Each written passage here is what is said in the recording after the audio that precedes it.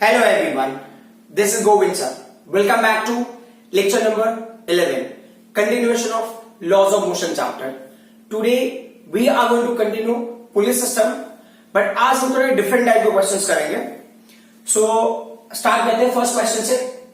So questions देख के थोड़ा सा आपको ना ऐसा टेंशन जैसा फील हो सकता है कि क्वेश्चन कितना कॉम्प्लिकेटेड होगा, हमें आएगा या नहीं आएगा, बट क्वेश्चन बहुत सिंपल है. बस आपको लॉजिकली चीजों को लिंक करने की जरूरत है. तो जैसा कि पहला क्वेश्चन अगर आप देखो यहाँ पे, तो क्वेश्चन में डिटेल क्या है ना, क्वेश्चन मैंने यहाँ पे लिखा ऑलमोस्ट और सारे क्वेश्चन लिखे हुए, सारा डिटेल दिया हुआ है, बट मैं आपको बता देता हूँ क्वेश्चन में पूछना क्या चाहता है और क्या क्या इन्फॉर्मेशन दिया रहेगा. The diagram is given like this. ये सिर्फ डायग्राम है जहां पे ब्लॉक है जिसका ये एम ब्लॉक है, mass of the block is M, जिसकी वैल्यू एक्चुअल में 100 ग्राम है. फिर और क्या होता है, यहाँ पे एफ अमाउंट ऑफ फोर्स है, ये पुली है. तो अब इसमें ना एक जो समझने वाली बात क्या है, देखो यहां पे इस एंड पे ये फिक्स्ड है, ये जो है ना ये पर्टिकुलर एंड है ना ये फिक्स्ड है, बराबर. और ये आप इमेजिन कर लो, ये जो स्ट्रिंग है या रोप है यहाँ पे ऐसा अटैच्ड है. मान लो अगर इस फोर्स को मैं इधर खींचूंगा तो क्या होगा, ये जो है ना पुली ना वो आगे की तरफ से शिफ्ट होता चला जाएगा. मतलब ऐसा होगा ना जैसा ये होगा. अब यहां से जब कोई इसको ड्रैग करेगा, यहां से अगर एफ फोर्स लगाएगा तो ये पुली ना ऐसे रोल होते हुए क्या होगा, आगे की तरफ आता रहेगा.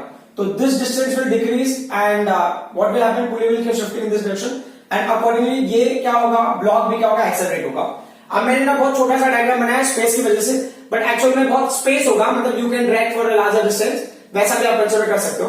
तो अभी क्या बोल रहे हैं कि 100 ग्राम अगर मास है इसका, तो अगर इसको केजी में कन्वर्ट करोगे तो अगर 1000 से डिवाइड कर दो तो वैल्यू का होगा 0.1 केजी हो जाएगा. ठीक है, ये हो गया मास का वैल्यू.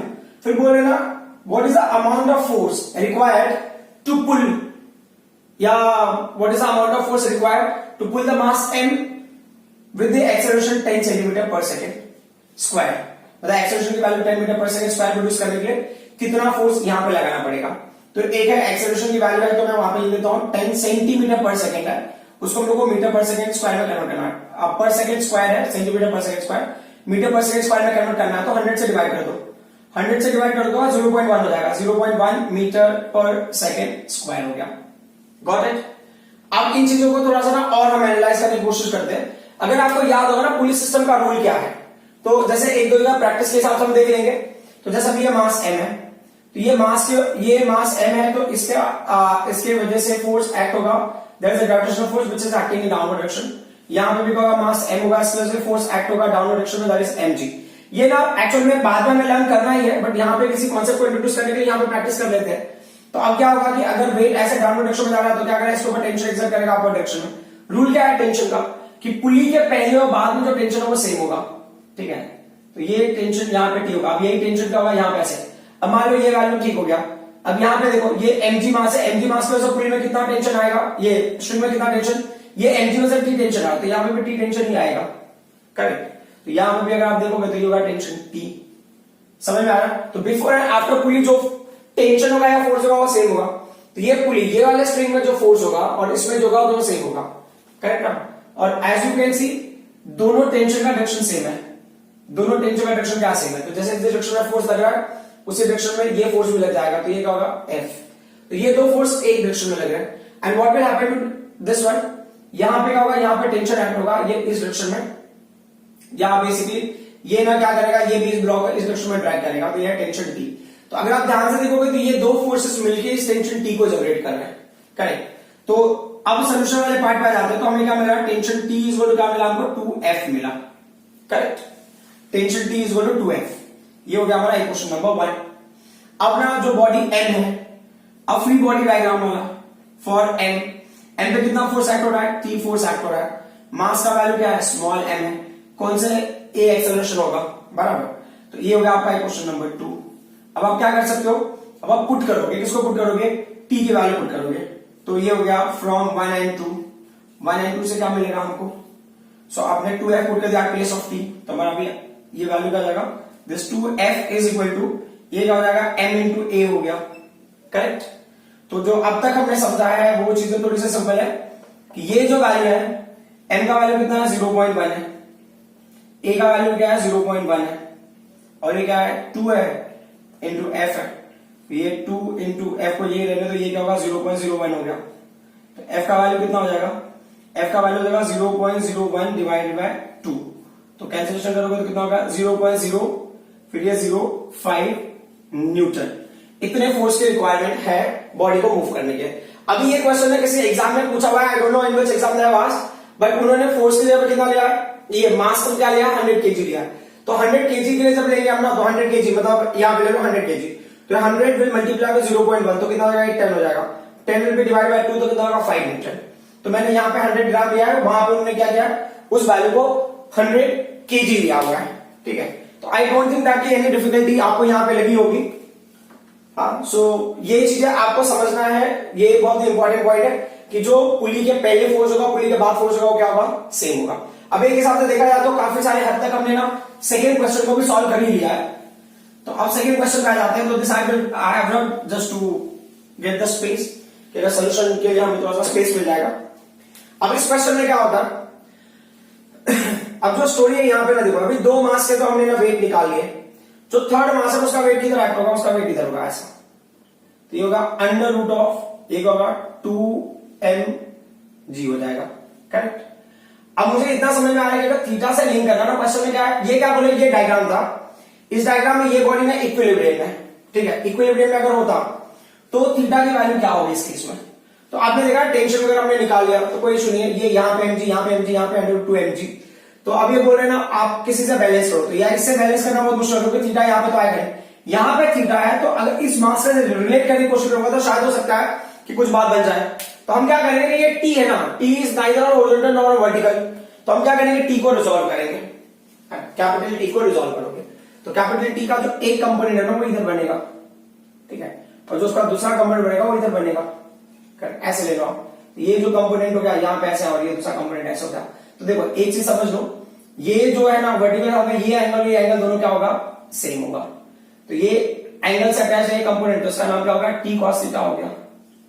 और ये एंगल से अटैच नहीं है तो उसका नाम टी साइन थीटा होगा। वैसे टी साइन थीटा कोई रिक्वायरमेंट नहीं है हमें, क्योंकि हमको ना अंडर 2mg का अपोजिट वाला चाहिए। अब दूसरा क्या बोले, जब ये टी है ना, ये टी दूसरा वाला टी, जब ये रिजॉल्व होगा तो क्या है, एक तो इस लाइन पे रिजॉल्व होगा, दूसरा उसका अपोजिट में इधर रिजॉल्व होगा। तो जो उस लाइन पे रिजॉल्व हुआ ये एंगल थीटा है, तो इसका नाम क्या होगा, ये होगा T cos theta, this is T cos theta, और इसका नाम क्या होगा, टी साइन थीटा। तो ये टी साइन थीटा को क्या करेगा, कैंसिल करेगा। तो अगर आप ध्यान दो ना वर्टिकली कितने हो गए, T cos theta equal to क्या होगा, अंडर 2mg, क्योंकि ये पूरा इक्विलिब्रियम है सिस्टम। तो अगर आपको लिखना है तो आप लिख सकते हो T cos theta plus T cos theta, ये पूरी वैल्यू मिलके क्या देगा आपको, will give you value for what, under root of 2mg देगा। इसको आप ना इक्वेशन नंबर 2 ले लो, इक्वेशन नंबर 1 फिर काउंट हो गया। तो अब यहां पे देखो ये पूरा सिस्टम हो गया इक्विलिब्रियम है, तो यहां से निकालो चाहे वहां से निकालो, टी का वैल्यू किसके इक्वल होगा, T will be equal to what, mg, बराबर। अब थोड़ा सा सिंप्लीफाई कर लेते फिर देखते हैं, ये क्या होगा 2t cos थीटा हो गया इज इक्वल टू क्या होगा, अंडर रूट ऑफ 2mg हो गया, गॉट इट। अब इसको थोड़ा सा और हम मॉडिफाई करके देख लेते हैं, तो t का वैल्यू क्या होगा, अच्छा इसको इक्वेशन नंबर 2 ले लो, ज्यादा बेहतर रहेगा। This is what equation number 2। अब आप क्या करो, पुट करके देख लो, इसको इक्वेशन नंबर 1 ले लिया हमने, सो पुट इक्वेशन नंबर 1 इन इक्वेशन नंबर 2, तो क्या मिल जाएगा, ये 2 हो गया, t का वैल्यू क्या हो गया, mg हो गया, सो ये 2mg cos theta is equal to पहले से अंडर रूट 2mg है हमारे पास, because this mg will cancel with this mg, तो cos थीटा का वैल्यू क्या होगा, cos theta is what, under root 2/2, फिर अंडर रूट 2 ही रहेगा, और ये 2 को हम क्या लिखेंगे, under root 2 into under root 2 लिख लेते हैं, ये कैंसिलेशन। सो cos थीटा का वैल्यू क्या हो जाएगा finally, so finally will get cos theta is nothing but equal to 1/√2। So कौन सा एंगल cos का √2 होता है, 1/√2, cos 45, तो यहां पे होगा थीटा का वैल्यू 45। ये ना ये भी क्वेश्चन किसी कॉम्पिटिटिव एग्जाम में पूछा हुआ है, प्लस एससीबीएसई में कई सारे स्कूलों में पूछा हुआ है क्वेश्चन, तो मैंने काफी सारे स्कूल के पेपर में देखा हुआ है कि 11 में ये क्वेश्चन आता ही है, तो इस हिसाब से ये इंपॉर्टेंट हो जाता है, ठीक है। अब हम आ जाते हैं नेक्स्ट क्वेश्चन पे। जो नेक्स्ट क्वेश्चन है ना, नेक्स्ट क्वेश्चन के लिए आपको ना बहुत ज्यादा लॉजिकल होना पड़ेगा, क्योंकि अगर आप लॉजिकली उसको कनेक्ट नहीं कर पाओगे तो देन सिंप्लीफाई करना उसको डिफिकल्ट होगा। देखो अब यहां पे देखो ना, जो हमने पुलिस सिस्टम के इसके पहले क्वेश्चंस किए थे, ये उन क्वेश्चन से थोड़ा सा डिफरेंट है, थोड़ा डिफरेंट मतलब जो पैटर्न है वो डिफरेंट है, जो कॉन्सेप्ट लाइक ना tank force before the pulley and after the पुली क्या होगा, सेम होगा, तो हम उन कॉन्सेप्ट को यूज कर ही रहे हैं, बट फिर भी जो इनका पैटर्न है in compare to the previous one different है। सो अब ये क्वेश्चन है, यहाँ पे क्या इन्होंने बोला है उस पॉइंट को हम नोटिस करते हैं। इसको नोटिस करने से पहले एक और चीज है जो हमको ना जानना बहुत जरूरी है ना, क्योंकि अगर ये पॉइंट आप समझ लोगे तो कुछ बात बनेगी, otherwise will be very difficult. So ये क्या कह रहे हैं कि find acceleration of both blocks. यहाँ पे दो ब्लॉक है, पहले आप डायग्राम को समझ लोगे क्या हो रहा है। ये M1 है, दिस है M2। सो M1 ब्लॉक को अगर आपने ऐसा आगे की तरफ फॉरवर्ड किया तो ये क्या होगा, ये ना चलेगा यहाँ पे ऐसे नीचे आएगा, बराबर, और ये जो है ना फिक्स्ड सपोर्ट है। तो क्या होता है इस केस में ना, उस पॉइंट को हमें समझना बहुत जरूरी है। तो जैसे अभी आप इमेजिन कर लो कि मैं एक काम करता हूं, इसको यहां पे फिक्स कर देता हूं, ठीक है, ये ऐसा फिक्स्ड, बराबर, यहां पे ऐसा, ये इस तरीके से आप ले लो, है ना। ये मैंने यहां पे इसको कुछ इस तरीके से ले लिया, है ना। I hold it over here, I hope शायद आप मैनेज कर लोगे। यहां पे ये देखो, ये लेंथ देखो आप, ठीक है। मैंने क्या किया ना, इस लेंथ में देखो, अगर ये लेंथ को अगर मैं यहां पे ऐड किया तो देखो इसका हाफ पोर्शन अगर है ना, देखो ये लेंथ अगर यहां पे आएगा तो यहां आना चाहिए ना, it should come to this place, बराबर। देखो ये पूरा ऐसा रिलीज होगा तो कितना ये डाउन आना चाहिए, मैं ऐसा एक्सपेक्ट कर रहा हूं। बट क्या होता है कि मान लो कि अगर मैंने इसको यहां पे ऐसे रिलीज कर दिया, इतना डिस्टेंस था, ये शिफ्ट होकर आगे आ गया, तो व्हाट विल हैपन, ये देखो यहां पे ऐसे है ना, ये ऐसे बना, बराबर। लेकिन एक छोटा सा कंडीशन क्या होता है कि ये जो लेंथ होता है ना, जो लेंथ यहां पे जो पहले लेंथ था, मान लो पहले लेंथ यहां पे इतना था, बराबर, ये लेंथ यहां पे, करेक्ट। जब ये लेंथ यहां पे ना, जो लेंथ आपको मिल रहा है, ये लेंथ को जब आप रिलीज करते हो ना, ये लेंथ ना, ये पूरे बॉडी शेयर नहीं करता, ये क्या करता है, थोड़ा सा पार्ट इस साइड में आएगा, remaining part will go this side. मतलब कि अगर यहां से आपने 10 सेंटीमीटर रिलीज किया है तो क्या होगा, 5 centimetre will be shared this side and 5 centimetre will be shared by this side, ऐसा है कंडीशन, कि जैसे अभी ये लेंथ यहां पे ऐसे है, बराबर। तो जैसे ये शिफ्ट होकर यहां पे आता है तो ये ऐसे नहीं जाता है, ये क्या करता है, तो ये यहां पे जैसे आप यहां से रिलीज करते हो तो ये वाला जो पार्ट है ना, ये पार्ट भी धीरे धीरे नीचे आता है, बराबर। वो नीचे क्या आता है, it is taking a length from over here, मतलब जो यहां से जो लेंथ आपने यहां पर रिलीज किया ना, उसी लेंथ को शेयर करेगा। तो यहां से अगर आपने L को रिलीज किया है तो यहां पे कितने लेंथ से ये M2 डाउन जाएगा, it will go down by L/2। सो अगर M का डिस्प्लेसमेंट x का होगा तो M का डिस्प्लेसमेंट x/2 का होगा। क्यों, क्योंकि यहां पे जो लेंथ रिलीज होगा वो लेंथ यहां पे शेयर होगा, ऐसे इस तरीके से देख लो, ये ऐसे है, यहां पे ये शेयर होगा तो हाफ हो जाएगा, करेक्ट। यहां पे जो डिस्प्लेसमेंट है उसका ये क्या होगा, हाफ होगा।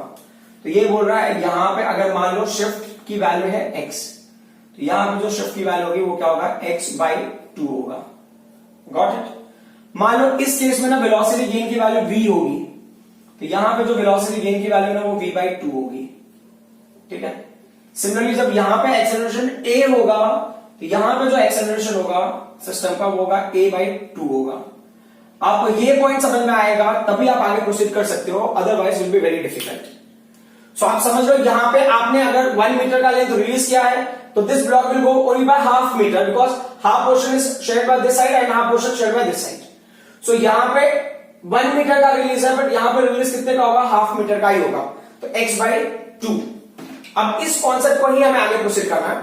तो अभी क्या कह रहे हैं कि अगर आप ध्यान दो, अब हमें ना M2 के बारे में थोड़ा सा फोकस करना है। तो यहाँ पे T1 दिया, यहाँ पे T2 दिया है, तो अगर हम ध्यान देते हैं तो ये क्या मिलता है हमको कि M2G है ना, क्योंकि ये भी तो डाउनवर्ड मूव करेगा ना, तो ये M2G downward, tension T2 upward है, तो उससे मुझे पता था T2 का वैल्यू M2G हो गया। बट एक और चीज है, ये T1 है, तो जब भी आप यहाँ पे आओगे तो यहाँ पे भी ये क्या एक्ट होगा, ये T1 एक्ट होगा, यहाँ पे भी क्या होगा, ये ऊपर की तरफ क्या होगा, T1 एक्ट होगा। तो देखो ये T1 ना दो टेंशन ऊपर एक्ट हो रहे हैं और एक अकेला टेंशन T2 ना डाउनवर्ड डायरेक्शन में, मतलब ये इसके इस साइड में, ये तो ऐसे अपवर्ड डायरेक्शन में, उसकी वजह से T2, मतलब ये जो T2 है ना, ये T1 की वजह से होगा, तो ये T1 प्लस T1 क्या होगा, T2 मिलेगा आपको। तो आप क्या मेंशन करोगे, you mention T2 is what, T2 ना दो T1 की वजह से हमें जनरेट होके मिलेगा, तो T1 ये T1 प्लस T1, तो इसका मतलब क्या होगा, ये 2T1 हो गया, है ना। तो आपको T2 की वैल्यू पता चल गई, T2 का वैल्यू होगा 2 टाइम्स ऑफ T1, ठीक है। ये क्वेश्चन नंबर 1 है। तो दूसरा पॉइंट है हमें T2 का, वो क्या पता चला कि जो T2 है ना उसका वैल्यू किसको बैलेंस है, मतलब ये जो है ना यहाँ पे ये पूरा सिस्टम होकर डाउन जा रहा होगा ना, ये सिस्टम होकर डाउन यहाँ पे। अच्छा एक और मिस्टेक ये नहीं करना कि आप T2 को M2G के इक्वल नहीं लेना, यहाँ पे होगा T2 और M2G ये दो फोर्सेस एक्ट हो रहे हैं और ये पूरा सिस्टम क्या होगा, डाउनवर्ड डायरेक्शन में एक्सेलरेट होगा। तो इसका एक्सेलरेशन का वैल्यू क्या होगा, what is acceleration for the M2 का एक्सेलरेशन होगा a/2 and what is the acceleration of this M1, उसका एक्सेलरेशन होगा a। तो हमको ना T1 T2 को हमने रिलेट कर दिया, बराबर। अब क्या करना है, अब हम ना सिस्टम को थोड़ा आगे ले जाते हैं, तो हम ना इंडिविजुअल मास के लिए क्या करते हैं, इक्वेशन बनाते हैं। तो पहला कौन से बॉडी के लिए, फ्री बॉडी का इक्वेशन बनाएंगे, फ्री बॉडी डायग्राम का इक्वेशन बनाएंगे बॉडी 1 के लिए। तो F1 कितने फोर्स एक्ट हो रहे हैं इस पे, देखो बहुत सिंपल सा टास्क है, इसके ऑपोजिट में कोई फोर्स नहीं है, तो ये क्या है, T1 ही M1 को एक्सेलरेट कर रहा होगा, बराबर। तो जैसा हमने लर्न किया है, ठीक है, यहां पे अगर आपको ब्रैकेट में लिखना की पॉइंट के लिए, यहां पे लिखना आपको acceleration A, acceleration is A इस केस में। तो मतलब क्या, जो टेंशन T1 होगा वो क्या करेगा, हमको देगा M1 इंटू A की वैल्यू देगा, गॉट इट, ठीक है। इसको अगर लेना है तो आप ले लो इसको क्वेश्चन नंबर 2, अंडरस्टूड। अब हम थोड़ा सा आगे बढ़ जाते हैं, अब लेते हैं बॉडी 2 के लिए। सो फॉर M2, अच्छा M2 के लिए एक्सेलरेशन क्या है, M2 बॉडी के लिए acceleration is A/2, M2 body के लिए एक्सेलरेशन है A/2। So what will happen, अच्छा उसमें से दो फोर्सेस एक्ट हो रहे हैं M2G और T2, बट क्या पूरा सिस्टम डाउन जाएगा, है ना, इसको रिलीज करोगे तो ये डाउन जाएगा। तो when it is going down, तो M2G assume to be greater than T2, तो हमने अज्यूम कर लिया कि M2G is greater than T2, तो हमारा इक्वेशन क्या होगा, therefore we will get it as M2G minus T2 is equal to क्या होगा, is equal to M2 into, ये पॉइंट पे आपको फोकस करने की जरूरत है कि अब यहां पे एक्सेलरेशन को आप डायरेक्टली A लिख दोगे तो ये रॉन्ग है, जैसे यहां पे आपने A लिखा, यहां पे आपको एक्सेलरेशन क्या लिखना पड़ेगा, you have to write over here A/2, इसको आप ले लो इक्वेशन नंबर 3। अब आप रिलेट करोगे, इसको इससे रिलेट करोगे, तो देखो M2G, हम मेरे पास था T2 के बारे में कुछ इंफॉर्मेशन है, T2 क्या है, 2T1 है, तो अब क्या हो गया, फ्रॉम कौन सा इक्वेशन, फ्रॉम 1 एंड या नहीं तो ना, अच्छा ठीक है चलेगा, वो बाद में भी करेंगे तो फ्रॉम 1 एंड 3, मतलब मेरा कहने का मतलब तो आप इन दोनों को रिलेट कर सकते हैं ना, मतलब ये जो ये T1 इज M1A है, तो आप T1 की वैल्यू यहां पुट कर सकते हैं, तो T2 की जगह क्या लिखते हैं, 2M1A लिख सकते थे, है ना, T2 की जगह पे।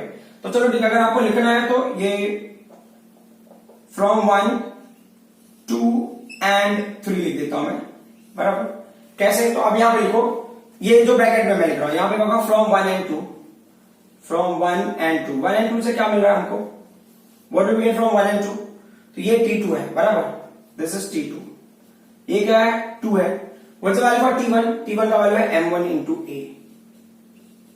आप अगर डायरेक्टली भी लिखोगे तो भी चलेगा, बट क्या है कि आपको ना समझ में आना चाहिए कि आपको वैल्यूज मिल कहां से है। सो ये हमने क्या लिया, हमने लिया यहाँ पे M2 ले लिया, M2G, करेक्ट, हमने इक्वेशन 1 2 3 तीनों को यूज करके ये कंडीशन ड्राइव है, तो T2 का वैल्यू क्या मिला हमको, T2 का वैल्यू हमको मिल रहा है 2 मिल रहा है, M1 मिल रहा है और A मिल रहा है, करेक्ट, इक्वल टू ये क्या हो गया, M2 इंटू A/2। अब अगर आपको याद होगा ना, हमारा टास्क क्या है, हमको निकालना है एक्सेलरेशन। सो अब हमको ना एक्सेलरेशन फाइंड आउट करना है, तो यहां पे देखो ना, यहीं पे चीजें काफी हद तक सिंप्लीफाई हो गई है, मास M1 है और मास M2 है, दोनों मास से रिलेट करते हो यहाँ पे एक्सेलरेशन, तो इसी को सिंप्लीफाई करेगा, तो क्या करते हैं, इस वैल्यू को हम उधर लेके चले जाते हैं, तो क्या मिलेगा हमको, then what are we going to get, आपको मिला देयरफॉर M2G आपको मिला यहाँ पे इज इक्वल टू, ये क्या है, M2 है, A/2 है, करेक्ट ना, और ये माइनस की वैल्यू इधर आएगी तो क्या होगा, प्लस हो जाएगा, तो दिस प्लस ये बार 2 हो गया, it's what M1 into A हो गया, करेक्ट। सो ये M2G को I will leave it to this place only. हमने क्या किया, यहाँ पे A को कॉमन ले लिया, A को कॉमन लोगे तो क्या होगा, यहाँ पे होगा M2/2 हो गया, करेक्ट, प्लस यहाँ पे क्या होगा, ये वैल्यू हो गया 2 हो गया और ये M1, करेक्ट। अब अगर आप उसको आप एलसीएम ले लोगे ब्रैकेट में तो क्या होगा, एलसीएम लोगे तो when we are taking LCM, तो ये डिनोमिनेटर में 2 हो गया, ये क्या हो जाएगा, दिस इज व्हाट M2, ये 2 + 2 कितना हो गया, 4 हो गया, it's what 4M1। Is that clear, ये किसकी वैल्यू है, ये वैल्यू है M2G की वैल्यू। आपको क्या निकालना, आपको एक्सेलरेशन निकालना है, तो एक्सेलरेशन का वैल्यू होगा 2 विल गो दैट साइड, तो ये क्या हो जाएगा, 2 हो गया, इट्स M2G अपॉन ये वैल्यू क्या हो गई, M2 हो गया प्लस ये क्या होगा, 4M1 हो गया, करेक्ट। ये हो गया एक्सेलरेशन A, बट ये किसका एक्सेलरेशन होगा, this is the acceleration of body M1। M2 का एक्सेलरेशन क्या है, M2 का एक्सेलरेशन है A/2, तो बहुत सिंपल सा टास्क, यहां पे इसको क्या करना है, आप A/2 कर दो, जब आप A/2 करोगे तो दिस 2 विल गेट कैंसल, तो इक्वेशन क्या मिलेगा, M2G अपॉन एक होगा M2 + 4M1, तो ये हो गया आपको M2 बॉडी का एक्सेलरेशन और ये किसका एक्सेलरेशन का, बॉडी M1 का एक्सेलरेशन। सो आई होप कि ये चीज आपको समझ में आई होगी। इसमें क्या है, थोड़ा आपको लॉजिकली सोचने की जरूरत है कि यहां पे बॉडी अगर x से रिलीज करेंगे तो ये बॉडी ना सिर्फ x/2 डिस्टेंस से रिलीज होगा। अगर इस बॉडी का वेलोसिटी v होगा तो इसका वेलोसिटी v/2 होगा। अगर उसका एक्सेलरेशन a होगा तो इस ब्लॉक का एक्सेलरेशन a/2 होगा and accordingly will go ahead. Now you can see this question, यहां पे कैसा ना more than 2 bodies we are having in pulleys system. Concept बहुत सिंपल सा है इसका, उतना आपको टेंशन की जरूरत नहीं है, बट क्या है डायग्राम देखकर शायद आपको टेंशन आ जाए। क्वेश्चन में बोला है find out acceleration of the system, दूसरा क्या बोला है find out tension T1 and T2। अब आपको ऐसा लग रहा होगा कि एक एक बॉडी मतलब 2 बॉडीज होते तो आप फाइंड आउट कर सकते थे, बट कोई इशू नहीं है। क्या होता है हमारा जो टास्क है ना, पहले तो मैं टेक्निक वाले से बता देता हूं, जो ट्रिक वाला जो हमारा ये था। तो क्या है कि जो एक्सेलरेशन का फॉर्मूला था वो क्या था, नेट ग्रेविटेशनल फोर्स, ठीक है, नेट ग्रेविटेशनल फोर्स अपॉन क्या था, total mass of system, upon total mass of. अगर आप लोग ध्यान से एनालाइज करोगे तो अपने यहां पे 2 साइड हो गए, ये साइड में कितना मास है, इस साइड में मास m है सिर्फ, ये वैल्यू क्या हो जाएगा, ये होगा mg, correct, with respect to T1 मैं ले रहा हूं। बट अगर मान लो मैं विद रिस्पेक्ट टू T1 ले रहा हूं, ये पूरी बॉडी को मैं अगर इमेजिन करूं, I imagine this complete body, तो ये दोनों का मास मुझे ऐड होकर मिलेगा, that will be what 2mg। So this is the vertical force, gravitational force, and this is also gravitational force. So what's the net gravitational force? तो अभी ये बॉडी सेम मासेस है, तो ये बॉडी डाउन जाएगा, this side का system will go up. तो they are जो whatever is going down minus whatever is going up, तो जो डाउन जा रहा है वो क्या हो गया 2mg हो गया, and whatever is going up is mg, and what will be the total mass of system, m plus m plus m, तो क्या होगा m plus m plus m, तो ये क्या हो जाएगा a का वैल्यू, ये हो जाएगा mg ना, 2mg अपन mg, 2mg माइनस mg, तो mg बचा ना, और ये क्या होगा ये 3m हो गया, तो m एंड m कैंसिल, तो क्या होगा ये g/3 हो गया, करेक्ट। सो अगर आपको इंडिविजुअली करना होगा तो बहुत सिंपल सा टास्क है, इंडिविजुअली अगर आपको करना है तो जैसे आपको समझने के साथ मैं बता दे रहा हूं। सो अब नॉर्मल मेथड से हम इसका एक्सप्रेशन निकाल के देखते हैं। तो आपको इमेजिन इसको एक सिस्टम जैसा ही इमेजिन करो, that will be better. Tension T2 को आप भूल ही जाओ, फिलहाल ये टेंशन T2 को आप भूल जाओ, आप फोकस करो सिर्फ T1 के ऊपर, ये इस m के ऊपर फोकस करो और इनको एक कलेक्टिवली आप इमेजिन करो। तो क्या होगा अगर मैंने ना लिया, समझो कि अगर मुझे लेना है तो व्हाट विल आई डू, मैं कंसिडर क्या करता हूं यहां पे कि ये बॉडी A हो गया, ये बॉडी B ले लो और ये बॉडी C ले लो, ठीक है। तो अभी आप बता दो यहां पे फॉर A के लिए क्या क्राइटेरिया है, A के लिए mg इज ग्रेटर देन, मतलब this system is going up ना, ये सिस्टम ऊपर जा रहा है, तो T1 ग्रेटर देन mg, तो क्या लिख लो यहां पे T1 ग्रेटर देन mg, तो इक्वेशन क्या हो जाएगा T1 माइनस mg, जो एक्सेलरेशन है वो तो फिक्स है, तो ये ma होगा इक्वेशन नंबर 1, गॉट इट। अब हमारा था दूसरे पॉइंट पे, what is the second point, second point क्या हो गया for B and C, B और C के लिए कलेक्टिवली, तो B और C के लिए कलेक्टिवली अगर मैं देखता हूं तो ये पूरा सिस्टम डाउन जा रहा है, तो मतलब 2mg ग्रेटर होगा किसके कंपेयर में, T1 के कंपेयर में। तो अभी आप लिख सकते हो यहां पे कि 2mg is assume to be greater than T1। अब आपके मन में ऐसा होगा कि ये चीजें ना हमें लिखना है क्या, ये जो पॉइंट्स मैं लिख रहा हूं आप नहीं भी लिखोगे तो भी चलेगा, ये आपके अंडरस्टैंडिंग के लिए मैं लिख रहा हूं। तो इसके लिए क्या होगा, ये हो जाएगा 2mg minus T1 will be equal to what, कौन से मास ट्रैक्ट हो रहा है, ये जो एक्सेलरेशन अभी है 2m कलेक्टिवली एक्सेलरेट हो गया, क्योंकि हमने यहां पे कलेक्टिवली लिया है 2m, a क्वेश्चन 2 हो गया, and what's the rule, add corresponding sides, 1 plus 2, तो क्या मिलेगा आपको T1 माइनस mg वहां पे है इक्वल टू ma है, and what are we going to get, वही है this is 2mg minus T1 is equal to क्या है 2ma है, तो minus T1 will cancel this plus T1, अब 2mg है और ये माइनस है, तो 2mg माइनस mg क्या हो जाएगा, वो हो जाएगा mg इज इक्वल टू, यहां पे क्या हो जाएगा ma प्लस 2ma क्या हो जाएगा 3ma हो जाएगा, तो m and m कैंसिल हो जाएगा। What's the value of acceleration, तो एक्सेलरेशन की वैल्यू हो गई g/3, ठीक है। सो कोई इशू नहीं होना चाहिए इस केस में, I feel in that way, I assume in that way, ठीक है। अब हमें लेना है टेंशन, तो आपको टेंशन T1 एंड T2 दोनों फाइंड आउट करना है। सो लेट्स सी कि T1 अगर निकालना होता तो ये वाला इक्वेशन पुट कर देते ना, so put A is equal to g/3 in equation number 1। अब आप डायरेक्टली भी निकाल देते हो, देखो दोनों के वैल्यू सेम होता, अगर आप ये निकालते तो ये इक्वेशन अलग से आप लिखते, और ये इक्वेशन आप अलग से लिखते हैं, यानी तो आपको अलग इक्वेशन निकालना पड़ेगा। मैं दूसरे तरीके से बताता हूं, क्योंकि अगर उस मेथड से निकालोगे तो यहां पे ना कॉम्प्लिकेशन करने की जरूरत है, क्योंकि यहां मैंने T2 को दिखाया ही नहीं है। ये तो मैंने एक्सेलरेशन का वैल्यू निकालने के लिए इतना सब किया। तो आप इक्वेशन वन में पुट करते हो, तो T1 माइनस mg हो गया इक्वल टू ये m हो गया a का वैल्यू का g/3, m इंटू g/3।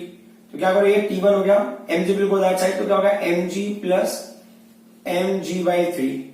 ये T1 इज इक्वल टू ये होगा 3, ये हो जाएगा 3mg प्लस क्या होगा, ये mg हो गया बाई क्या हो गया 3 हो गया। तो what's the value for T1, ये होगा 4mg/3। Got it? ये हो गया अमाउंट ऑफ टेंशन T1। अब हमारा टास्क है to get value for the next one. Next one क्या है, अब हमको ना वैल्यू निकालना है टेंशन T2 की वैल्यू निकालनी है। टेंशन T2 कैसे निकालोगे, तो टेंशन T2 के लिए क्या होगा ना, टेंशन T2 के लिए आपने या तो इसको सेलेक्ट करो या तो लास्ट वाले को सेलेक्ट करो। तो मैं लास्ट वाले को सेलेक्ट कर लेता हूं, मेरा अजम्पशन लास्ट वाली बॉडी को सेलेक्ट करो, बेटर होगा। उसका मास m है, तो लास्ट वाली बॉडी का जो ग्रेविटेशनल फोर्स होगा mg down, tension T2 will be acting up. अब ये पूरा सिस्टम कितना डाउन जा रहा है, तो मतलब क्या हो गया इसमें, mg is greater than T2। mg greater than T2 का तो होता है mg minus T2 is equal to क्या होगा, m इंटू a ना। फिर उसी मास को हम एक्सेलरेशन में अज्यूम कर रहे हैं। T2 की वैल्यू को भी आप टेकन दिस साइड, ये क्या होगा mg माइनस क्या होगा, ये ma हो गया। सो लेट्स सी, mg को mg लेने दिया, बट ये क्या होगा m हो गया, a का वैल्यू क्या है g/3 है इक्वल टू T2। तो अब इसका एलसीएम ले लोगे तो ये क्या हो जाएगा 3mg माइनस क्या होगा, ये mg होगा ना इक्वल टू T2। तो अब क्या है, स्पेस नहीं है तो मैं ठीक है चलो यहां पे लिख देता हूं। आप समझ लेना कि मैं ये लास्ट वाले पार्ट पे आने कर रहा हूं। तो 3mg माइनस 2mg कितना हो गया, 3mg माइनस mg कितना हो गया, 2mg हो गया। तो ये हो जाएगा 2mg/3 इज इक्वल टू क्या, T2। तो आपको क्या मिलेगा, टेंशन 2 की वैल्यू भी मिल गई यूजिंग दिस मेथड। सो यहां पे देख सकते हो, आपको ना क्वेश्चन देख के तो आपको ऐसा लगा बहुत कॉम्प्लिकेटेड है, इतना कॉम्प्लिकेशन नहीं है। आपको जस्ट थोड़ी केयरफुल रहने की जरूरत है कि अगर आपने टोटल एक्सेलरेशन की वैल्यू निकाल ली है ऑफ द सिस्टम, तो फिर क्या करना, आप इंडिविजुअल बॉडी का फ्री बॉडी डायग्राम ड्रॉ करके या बना के आप क्या करना, टेंशन T1 और T2 की वैल्यू भी निकाल सकते हो। It's not a difficult task. अब इस टॉपिक को ना हम अगर आगे लेके जाएंगे तो बहुत वास्ट है, इसका कोई लिमिट नहीं है। नेक्स्ट क्लास में मैं ना इंक्लाइन बॉडी के लिए पुलिस सिस्टम को सॉल्व करूंगा। सो अब यहां पे आज की क्लास को मैं ये भी वाइंड अप करता हूं, बट ये कॉन्सेप्ट ना बहुत ही इंपॉर्टेंट है, कॉम्पिटिटिव एग्जाम में ऐसे ही क्वेश्चन बहुत बार आते रहते हैं। तो नेक्स्ट क्लास में मैं कोशिश करूंगा कि ना मैं और भी कनेक्टेड बॉडीज, मतलब पुलिस सिस्टम के और भी बॉडीज को लेके आऊं, और उसके अलावा मैं कोशिश करूंगा कि इंक्लाइन सिस्टम के क्वेश्चन को हम बहुत अच्छी तरह से अंडरस्टैंड कर जाए नेक्स्ट क्लास में। क्यों, क्योंकि उसके बाद का जो टॉपिक है ना हमारा इंक्लाइन प्लेन के लिए ही है, मतलब इंक्लाइन सरफेस पर अगर बॉडी है तो क्या इंपैक्ट होगा। तो पहले तो मैं इंक्लाइन प्लेन के लिए बेसिक कॉन्सेप्ट लर्न करना है, फिर पुलिस सिस्टम इंक्लाइन प्लेन के लिए कैसे वर्क करता है वो लर्न करना, फिर बाद में हम उसको फर्दर कैसे यूज करेंगे वो देखना है हमको। I hope whatever I explained today you people understood. Thank you very much.